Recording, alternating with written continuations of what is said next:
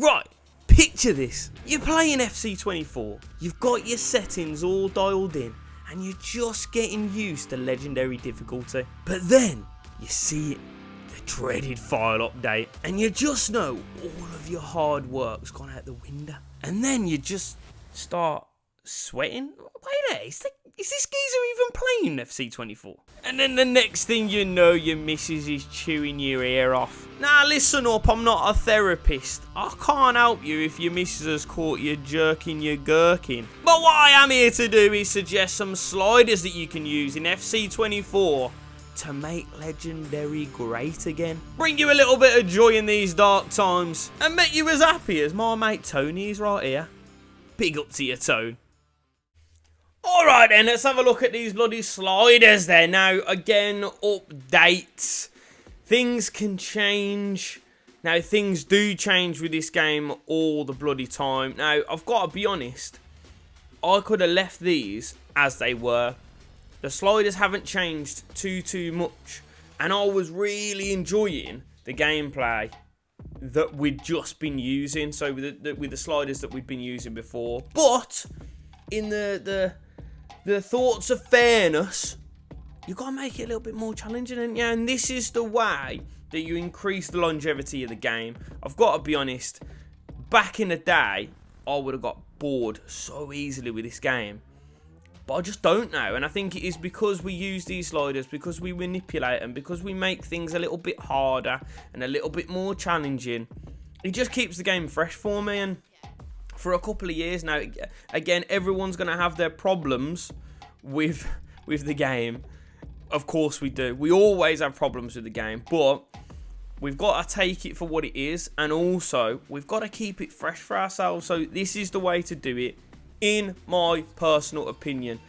If you want to change things, do it. Go for it. Try things out. And then also, if you try it out and it works, get down in the comments and let me know. Because I need to know these things, you know what I'm saying? So, well, let's have a look at them. So, we'll go through the user sliders first, then we'll go through the CPU. We'll also look at the gameplay stuff as well, because there's a little few changes in there. And also, someone requested to look at my camera settings as well. So, we'll have a look at them, do you know what I mean? So, starting off with the sprint speed. Now, for both of the CPU and the user, I've dropped it down a couple. And I've also dropped the acceleration down. I've got to be honest, it was feeling a little bit too arcadey. Is that because I'm getting slightly better at the game, or I'm getting slightly used to this one this year? I don't know. You know what I'm saying? I'm not a game developer, but at the end of the day, this is what is working for me right now. It's starting to feel a little bit better, a little bit slower, and a little bit more realistic. And I like that. That's what I like about the game. Now, yeah, acceleration, like I said, I've dropped it down 1. Normally, one kind of rating doesn't really make too much difference. But again, I've looked at map 10 sliders. I had a go at it, dropped it down by 1, and it works. It feels really good. So, yeah, I'm happy with that. Shot error then, I've upped it to 60. I think it was 55 last time. So I upped it a little bit.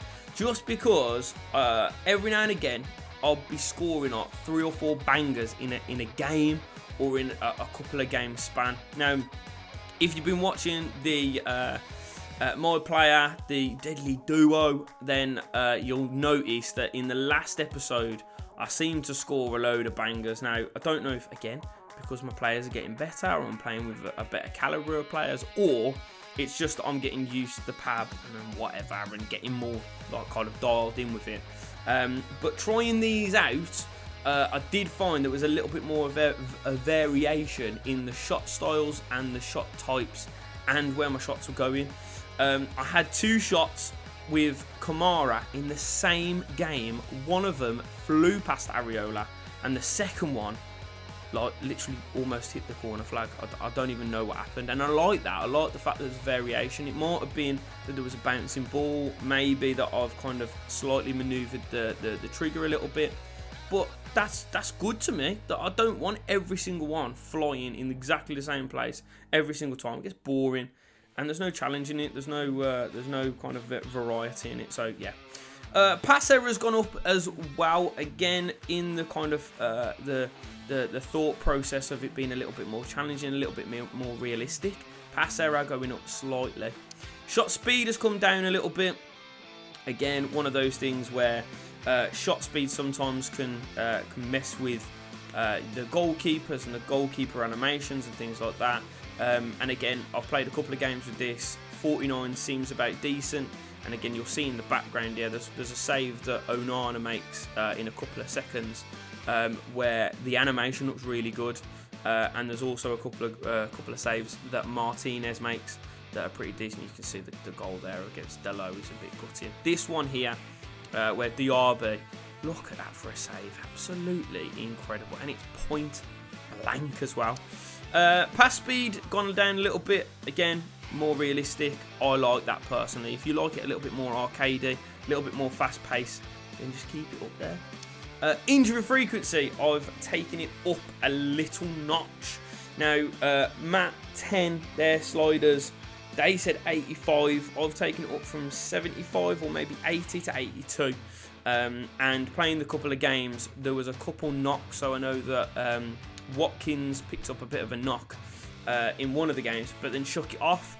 I like that. I don't want it to be a long-term injury every single time. I don't want it 50-50 and it being like really low kind of chance of getting injuries. But then when it is an injury, it's going to be an ACL or broken frigging tibia or fibula or whatever. I just don't like that. And that's why we've set the severity at 25.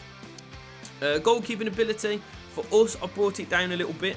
And you'll see in a second that the CPU sliders, I've put their shot error slightly down as well. So brought the keeper level down, but also brought the CPU sliders down only a little bit though. Don't go too mad with this because they'll be scoring bangers, flying in, and your keeper's going to get nowhere near it. Position marking left it at 50. I think it's at a good level this year.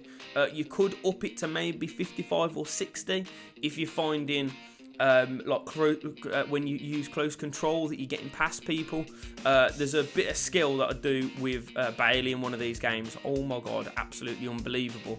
But it's just because that Paqueta gives him a little bit of space. So again, decreases or increases how tightly the user marks his opponents. Bailey got a little bit of space, was able to do a little bit of skill, and again, it just felt like realistic. It weren't like crazy. I weren't flicking it over his head and doing mad stuff. It was just a little bit of a drop of the shoulder past him, and that ended up being in the goal. Run frequency then, 35. Now, one of these in a second has been up massively, but I think run frequency, just upping that slightly has helped. But also then you can change that in your settings in your team anyway, so you can say about forward runs and forward passes and things like that. Do you want a slower kind of build up in terms of the game, or do you want them to make those forward runs and really bomb on? This can help a little bit, but most of it is going to come from your tactics. And again, keep an eye out for my formations and tactic video in a couple of days. That's going to be special days. Line height then, 62. I don't think this has changed much. So 62 on this one specifies how high or low the defensive line is for the team. Now again, depending on the team that you use, so Villa in real life use a really high line, but someone like, I don't know, Luton or someone like that, or Sheffield United, just watch them actually, they sit quite far back with that back five. So again, it might be that you just change it in the statistics, in the tactics a little bit. Here, line height for me at 62 is looking about right. You can obviously then change it needs when in terms of games and stuff like that. Line length then, how compact. I think that the game specifically, especially when the line height is so high, that we want to keep it quite compact. I still like balls over the top and things like that, but I've made that a little bit harder, which we'll look at in a second. But again, keeping the pitch quite compact means that you can do your long balls over the top, big switch plays, cross-field balls. I love a diag pass as well. I love a diag pass. So yeah, keeping that lead there. Line width then, again, how stretched or compact they'll keep with the width of the pitch. So fullback to fullback, I always remember it that way. So again, my diagonal passes and things like that, but we've also changed the fullback positioning to be a little bit further up. So they are quite wide, but again, you can change that in your tactics as well in game. But also we've changed the fullback positioning really high now. Decreases how far the team user, the fullbacks, will push forward. Now again, you can change these things, telling your fullbacks to stay back and things like that, and not overlap and blah blah blah. But also this, I think, gives a good kind of basis, not at 50 obviously, but 75, pushing up nice and high. And let's face it, in real life, most bloody fullbacks now are basically wingers. Power bar, leave it where it is. And I've upped the first touch control. Now, this is a bit of a controversial one for me. I don't particularly like it when I'm playing really good football and it's my control that lets me down, because I'm like, well, it's the sliders, it's not me. But also forces you to, when you are playing big cross-field balls and you want to get going straight away, sometimes you can tend to hold down the sprint button and show where you want them to go. That results in a big heavy touch. Now this has been quite good because I've seen it from the CPU a little bit as well, and that's resulted in some big tackles being put in. I will put in, there's one with Kamara where he takes Garnacho out, but I've been seeing that consistently, even in like midfield battles and stuff like that, where you can put some really decent sliding tackles in. So I'm liking that at the minute, and it's working for me. It makes me think about how I need to control the ball, and then I can start to move it on rather than just flying forward or just holding down that sprint button and just pressing my directional buttons really.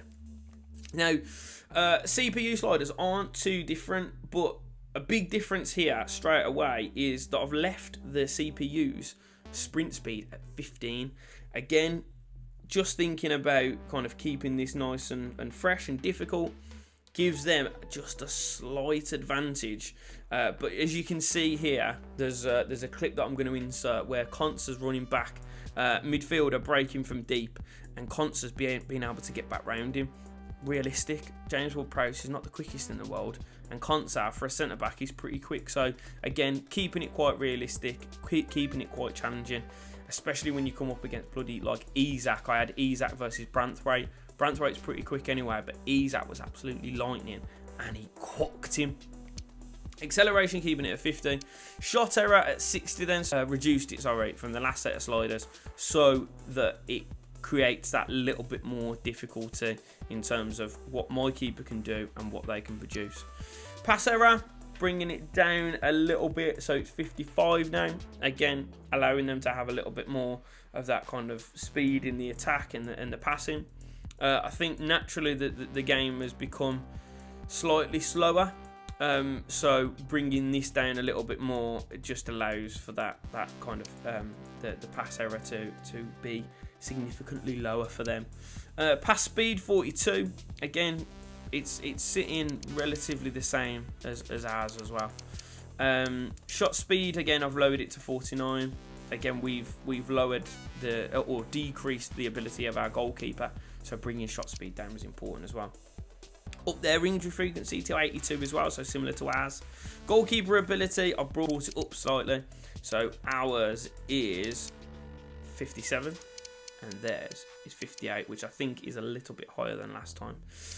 Marking, we've had them at 55, so again, we've talked about our marking being kind of at 50. I think it's a good level, gives us the ability to move players when we need to move them, but theirs is staying at 55, just a little bit better than ours. Run frequency then is 25, which I think is very similar to ours. Let's have a look. Run frequency, so again, ours is slightly higher, but again, we don't want to be catching them out every single time, so allowing them to have it at 25 is a pretty nice one. 62 with the line height as well, very similar to ours, and then also the line length this time being at 32 as well, along with their line width being 52 as well. Very similar to ours. Fullback positioning exactly the same as ours. Again, pushing them nice and high, making sure that they've got the ability to attack our fullbacks as well and help out the wingers and things like that. Creates that problem. And then first touch error at 65. Again, like I said, resulting in some big tackles and things like that in the middle of the field, but also means that they can't just sling balls over the top, kill it dead, and get on with the play, or take it in their stride. They've got to think about actually bringing it down, controlling it first, and then playing the game. So yeah, so sliders not majorly different, but there's some significant differences in some really significant areas. So again, I think it's going to be really challenging, really good. I've played a couple of games with it already. I'm really enjoying it. It's not like Manchester United in this game here. I think they only won 1-0. We beat West Ham by a couple of goals. And also, I think we drew to a team that's very, very similar in quality to us. So again, it's looking good. It's looking nice and realistic. Now, we'll quickly look at the gameplay settings. These are going to be pretty similar, to be honest. So again, preset, competitive, getting it on there so it just kind of blocks out all of those like auto shots and stuff like that. Shot assistance, precision. I think this is massively important, especially because we've lowered our shots and up the difficulty in terms of their goalkeeping. It's massively important that you get down with precision shooting. It makes the goals that you score way better. And I'm saying that the goals I've scored, that people have been saying, what a finish, what do you use in terms of sliders and things like that. It's nothing to do with the sliders. It's all this. If you can get this down, unbelievable goals can be scored. I swear to God, hand on heart, no sliders have been used in the gameplay videos that I've been putting up. So the Deadly Duo and the rebuilds and things like that, it's all down to this shot assistance. Swear down. Passing. Now again, this is where I change these every now and again. Now with this, I've felt that the passes sometimes can be a bit auto. So even if you just spam literally full power and just spank it up pitch, sometimes it just finds a player. So I've decided I'm going back to through pass assistance as manual and lob pass assistance at manual. I think it just works for me. I enjoy it. I'll probably stick some bits and pieces, but all the mad passes that I'm producing are coming from this. Yeah, there's a lot of error, and I swear to God there is a lot of error, and it can be really, really frustrating. But when you ping that perfect pass and know it's on manual, it's just, mate, the feeling is almost sexual, I'm telling you. Ground pass assistance, semi. I don't like it. I don't like it assisted, and I don't like it at manual. This is just a personal preference. Semi for me is perfect. Same with cross assistance. I've played assisted before. It's ridiculous. Some of the crosses and some of the decisions that people make, like, I don't even get them. Manual, way too hard. I've got to be honest with you. So semi for me is perfect. Lob pass assistance at manual as well. I think this is another one where you can fire balls into your centre forwards and stuff like that, get flick-ons and blah blah blah. But also, like I've said before, you know I love a diagonal pass. You know I love a big long pass across the back four to get it to the other fullback and start attacking on the other side. I just think it works for me. And also, I've messed around with these a little bit. On the power up, I think that's way too early. Late is way too late. Animation start for me just works nice and perfect. And again, normal in terms of that. Clearance, yeah, is directional. You can have classic and just literally spank it anywhere, but I like directional. I like to know where I'm clearing balls, especially from corners. Using the box header and directional kind of play, you can start some attacks really, and it's pretty decent. And tactical defending is an absolute must.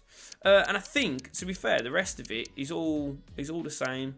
Yeah, I don't really. Actually, I like the trigger effect on. I like it when you start to feel that your players are getting more tired. I like that trigger effect. Just personal preference again. Now, last of all, then is the camera settings. Now, I had someone. I'll link you. I'll put the comment in the video right here. But ask me what do I do in terms of camera settings. Now, I don't really mess with cameras, to be fair, and I think I only changed this at the very start of this. So if anyone can tell me any other camera settings that you think would look good or that help you with the gameplay, I like to see a lot of the pitch.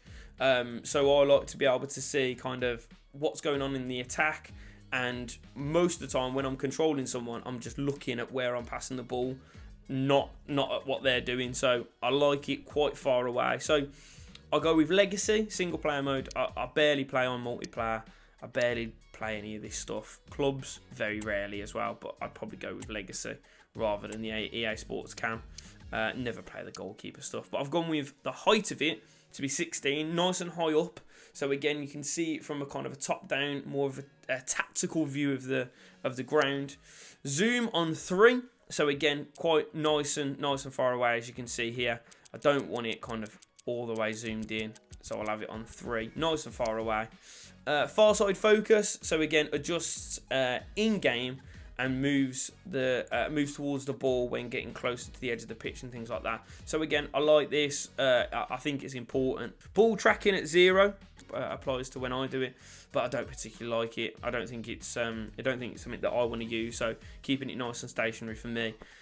Sometimes just removes that kind of like that blur in transition as well. I don't particularly like that, but again, it's one of them things. Penalty area zoom as well, adjusting the in-camera zoom when the ball is inside the attacking penalty area. Again, keeping it where it is most of the time, but obviously a little bit of zoom is decent, but then I don't use any of these, so I haven't bothered. So again, if and yeah, power shot zoom has to be off 100%.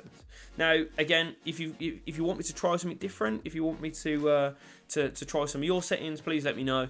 But I don't know too much about the cameras, to be honest. I've kept it on this. This works for me, and someone said it looked really nice, so there you go. But that is the sliders, my geezers. Now again, if this works for you, fantastic. Please let me know and let me how you get on with it. And if you're scoring some bangers, show me. I just want to see them. But also, if they don't work for you, change them around a little bit. I'd use these as a base, and then obviously you can start to manipulate them a little bit if the first touch control for you is not very good, or the shot error and blah, blah, blah.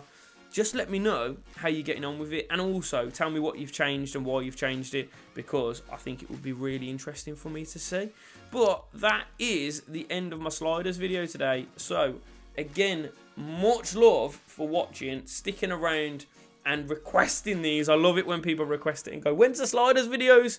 Because it lights a fire under my arse, you know what I mean? Get me going and get me to do it. Yeah, comment down below if you've changed them, or if you're going to use these. Just let me know how they're going for you, and let me know if you've changed anything, or you've manipulated anything, or you've increased or decreased anything. But geezers, I will see ya in a couple of days for what potentially might be the last episode of the Deadly Duo, or I might have something else cooking. You know, I might surprise you this weekend. So wait and see there. But it's much love for me. I'll see you in a bit, and